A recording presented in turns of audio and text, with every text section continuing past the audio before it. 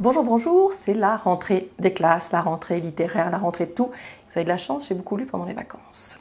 Et on va commencer avec un livre qui m'avait échappé. Il y a plein de trucs qui m'avaient échappé pendant l'année, c'est incroyable. C'est le dernier bouquin de Douglas Kennedy. Cet instant-là, c'est paru chez Belfond.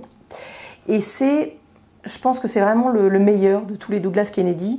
Et voilà, je voulais vraiment que vous lisiez, que vous n'y échappiez pas. Donc voilà, je vais vous raconter un petit peu cette histoire. C'est l'histoire d'un Américain qui vit dans le Maine, aux États-Unis, un peu retranché dans un endroit un petit peu au bout de tout parce qu'il doit gérer un divorce difficile.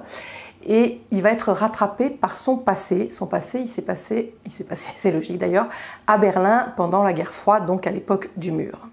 C'est parce qu'il va recevoir en même temps que sa demande de divorce tout un épais carton avec plein de courriers qui arrivent de Berlin, qui va être obligé de se replonger donc, dans cette histoire vieille de 25 ans où il était jeune écrivain, journaliste. Il est parti à Berlin pour raconter en fait Berlin à ses concitoyens.